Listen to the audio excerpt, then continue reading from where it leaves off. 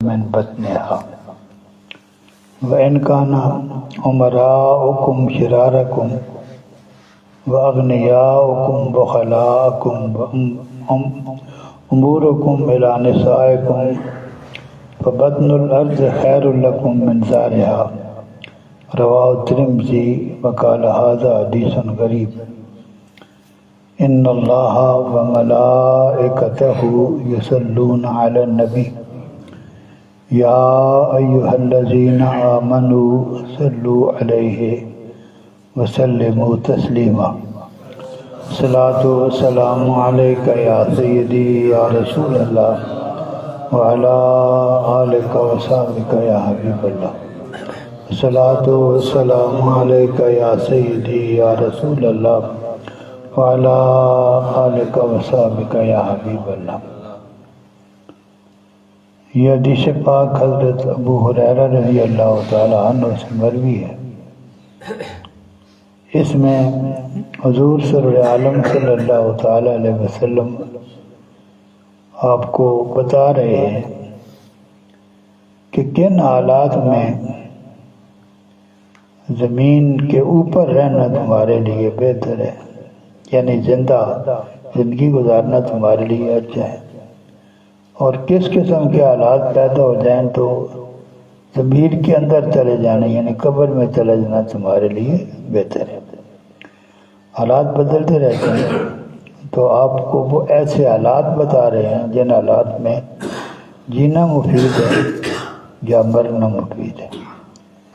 فرمایا حضور صلی اللہ علیہ وسلم نے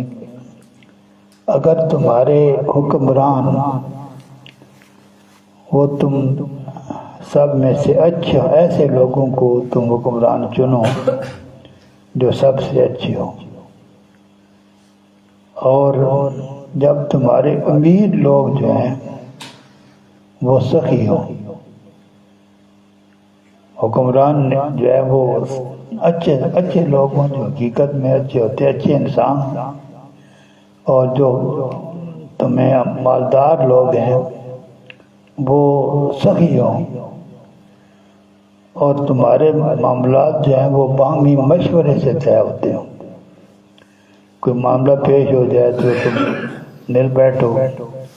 ہر آدمی اپنی اپنی رائے دے، جو رائے جو ہے وہ بہتر نظر آئے اس کو مان لو۔ اس طریقے سے اگر اپنے معاملات چلاؤ تو زمین کا اوپر والا حصہ اندر والے حصے سے تمہارے لیے بہتر ہے، یعنی جینا بہتر ہے۔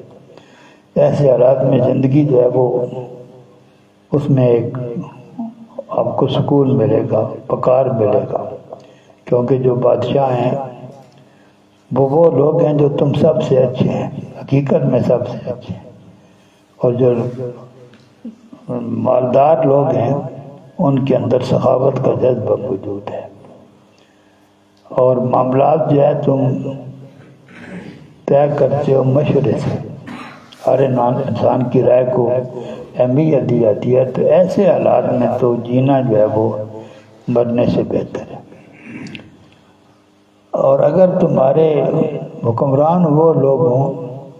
جو تم سب میں سے برے ہوں، ایسے لوگوں کو چن کر اوپر بٹھاؤ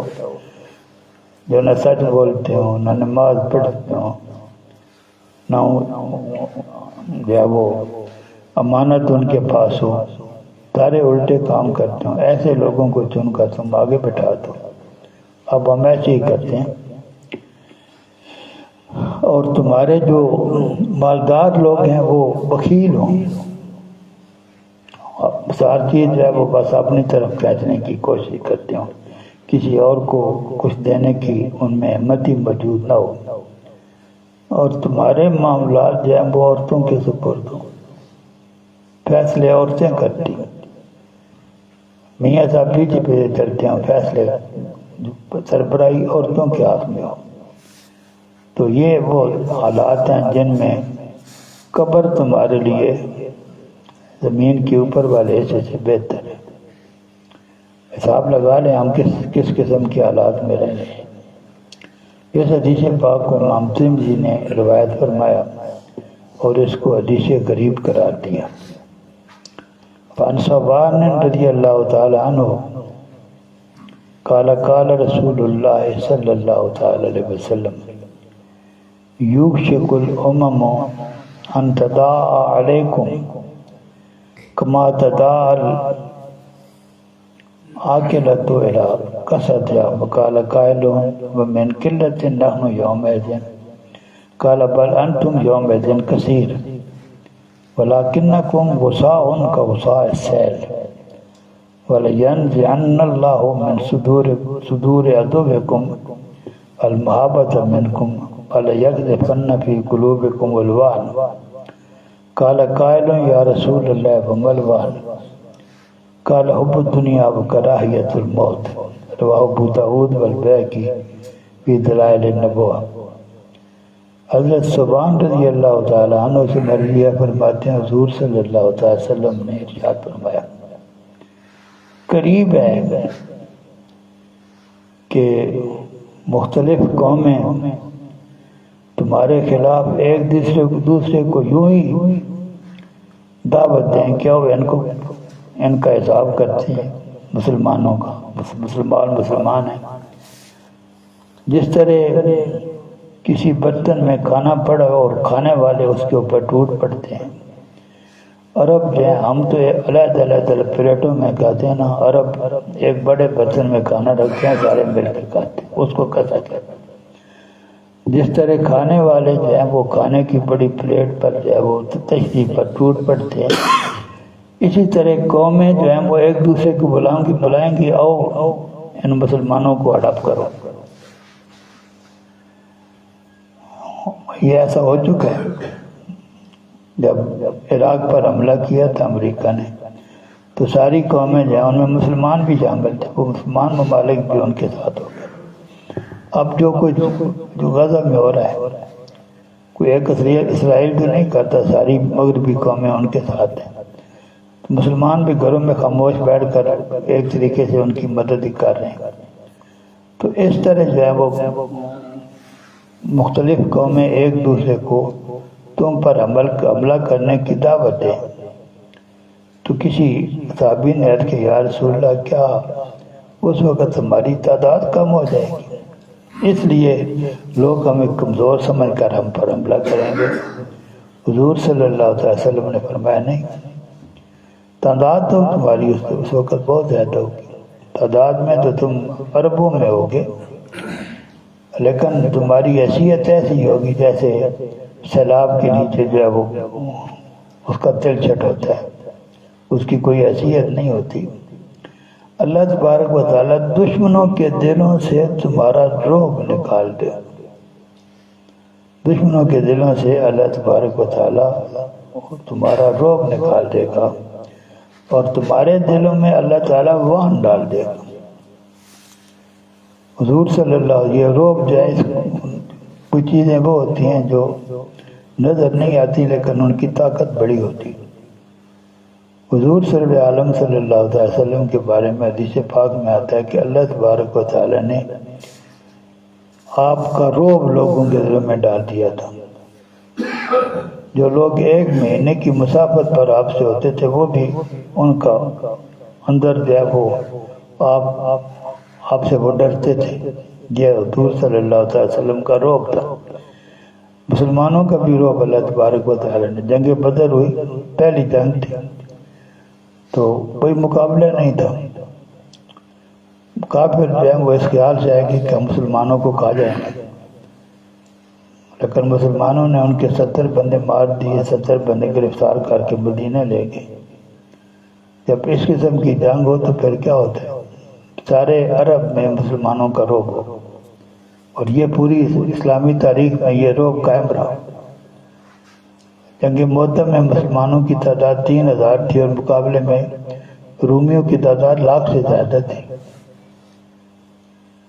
مقابلہ برابر کا،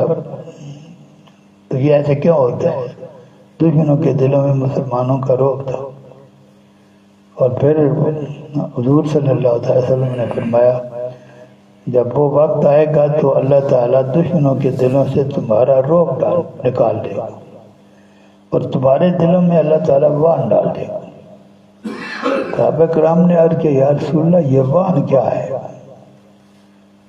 فرمایا رضوان کا مطلب ہے دنیا سے محبت کرنا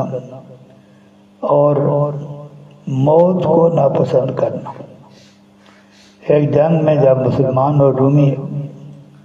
آمنے سامنے آئے تو جو مسلمانوں کا کمانڈر تھے وہ دشمنوں کے کمانڈر کے جو اس کے خیمے میں گئے، اس نے کچھ دھمکیاں دی تو مسلمان کمانڈر نے کہا دھمکیاں دینے کی ضرورت نہیں ہے، میں تمہیں ایک بات بتانے آیا ہوں کہ جو لوگ میرے ساتھ ہیں، جن لوگوں کو میں لے کر آئے ہوں تمہارا مقابلہ کرنے کے لیے، وہ موت سے اتنی محبت کرتے ہیں جتنی تمہارے لوگ شراب سے محبت کرتے ہیں۔ تمہیں جتنی محبت شراب سے ہے، مسلمان مجاہدین کو اتنی محبت موت کے ساتھ ہے۔ تو جب موت سے اتنی محبت ہو وہ بندہ ڈرتا ہے۔ تو حضور صلی اللہ علیہ وسلم نے فرمایا جب لوگ تمہاری طرف ٹوٹ پڑیں گے اس کی وجہ کیا ہوگی؟ ایک تو یہ کہ اللہ تعالیٰ ان کے دلوں سے تمہارا روب نکال دے، دوسرا یہ کہ تمہارے دلوں میں دنیا کی محبت اور موت کو ناپسند کرنے کی عادت ڈال دے۔ تو جب انسان کی یہ کیفیت ہو کہ وہ دنیا سے محبت کرے اور موت کو ناپسند کرنے لگے تو وہ جنگ میں جائے گا، وہ تو گھر بیٹھنے کی کوشش کرے گا، اور جو گھر بیٹھتا ہے وہ دشمن کا مقابلہ تو نہیں کر سکتا۔ اس حدیث پاک کو امام ابو داؤد نے روایت کیا۔ وآخر دعوانا ان الحمدللہ رب العالمین۔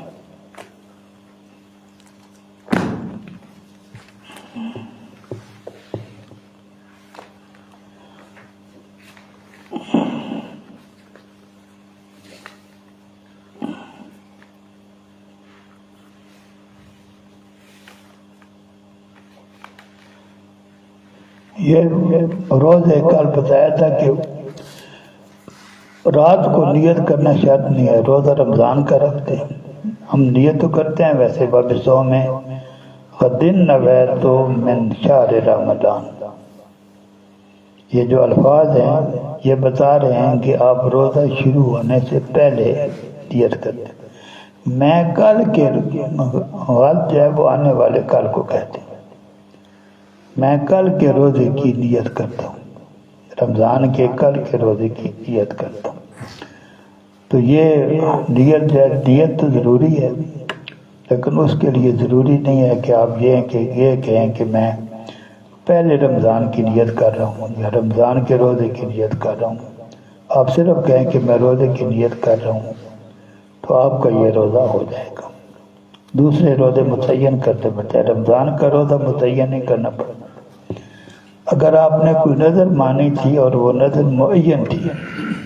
اگر میرا یہ کام ہو گیا تو میں 10 شوال کو روزہ رکھوں، یہ پہلے ہی آپ نے مقرر کر دیا، تو 10 شوال کو والے دن جب آپ روزہ رکھیں گے تو یہ متعین کرنے کی ضرورت نہیں ہے کہ میں نے 10 شوال کو روزہ رکھنے کی نیت کی منت مانی تھی، میں وہ روزہ رکھ رہا ہوں۔ وہ آپ روزہ رکھیں تو پہلے چونکہ آپ کی نیت اللہ جائے، نفلی روزے کا بھی یہی حکم ہے۔ تو یہ آپ صرف یہ روزے جو ہیں وہ رمضان کا روزہ آپ صرف کہیں کہ میں روزے کے لیے رکھتا ہوں کافی، بلکہ کوئی اور کسی اور روزے کی بھی آ کر آپ نیت کریں، رمضان کا مہینہ ہو اور رمضان میں آپ روزہ رکھنا چاہتے ہوں اور کیا ہے میں نہ پر روزہ رکھتا ہوں، تو آپ کی نیت کا کوئی اعتبار نہیں ہو، نیت آپ کی فضول ہے۔ وہ رمضان کے اسی دن کا روزہ ہوگا جو دن ہے رمضان کا، یا اور بھی کسی روزے کی آپ نیت کرتے ہیں تو رمضان میں رمضان کا روزہ ہوگا۔ ہاں نیت کرنے والا مسافر ہو یا مریض ہو، ان کو بولتے ہیں نا کہ وہ روزہ نہ رکھیں، اجازت ہے روزہ چھوڑنے کی، لیکن رب بھی اگر روزہ رکھیں گے کوئی اور بھی نیت کریں گے تو روزہ وہ رمضان کے اسی دن کا روزہ ہوگا جو رمضان کا وہ دن ہے جس میں وہ روزہ رکھنا ہے۔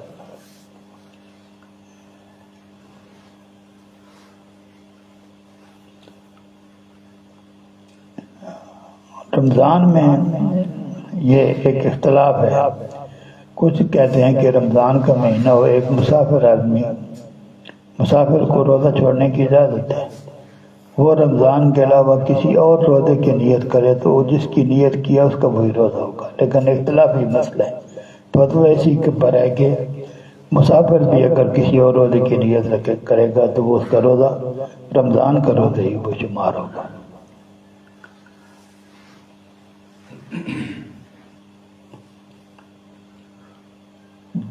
جس آدمی نے کوئی جو ہے نا وہ نیت کی تھی، اپنا نظر مانی تھی،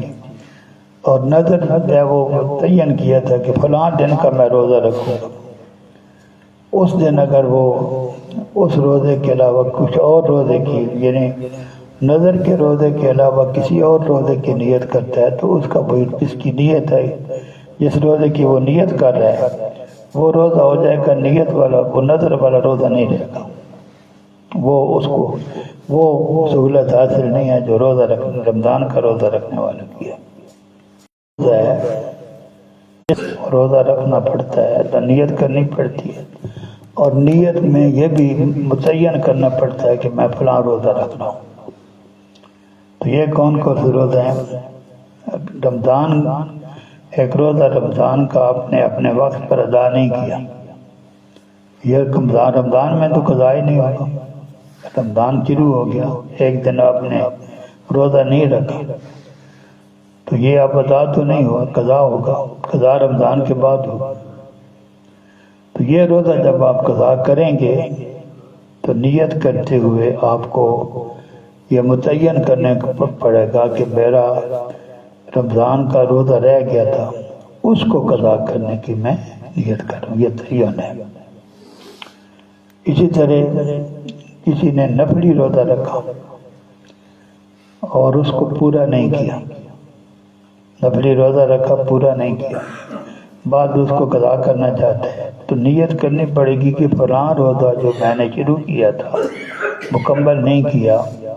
اس کی قضا مجھ پر واجب ہے، میں وہ روزہ قضا کرنے کی نیت کر رہا ہوں۔ اسی طرح کفارات کے جتنے روزے ہیں، قسم کا کفارہ ہے، قتل کا کفارہ ہے، اجار کا کفارہ ہے، تو ان میں سے اگر کوئی آپ روزہ رکھنا چاہتے ہیں تو آپ کو کہنا پڑے گا کہ میں فلاں کفارے کا روزہ جو ہے وہ ادا کر رہا ہوں۔ اسی طرح اگر آپ نے جو ہے وہ کوئی نظر مانی اور ساتھ یہ نہیں کہا، آپ نے نظر مانی کہ میرا یہ کام ہو گیا میں روزہ رکھوں گا، یہ نہیں کہا 10 شوال کا روزہ رکھوں گا، تو وہ روزہ جب آپ رکھیں گے تو آپ کو نیت کرنی پڑے گی کہ میں فلاں روزہ جو ہے رکھ رہا ہوں۔ تو جو پہلی قسم کے روزے ہیں اس میں رات کو یعنی روزہ شروع ہونے سے پہلے نیت کرنے کی شرط نہیں ہے، دوسرے میں شرط ہے، اور یہ آپ روز نیت کر سکتے ہیں، رات کو بھی کر سکتے ہیں، اور دعوی کبریٰ کل بتایا تھا، جو دعوی کبریٰ تک اس کی آپ نیت کر سکتے ہیں، اس کے بعد نیت کریں گے تو اس کی کوئی حیثیت نہیں ہوگی۔ وآخر دعوانا الحمدللہ رب العالمین۔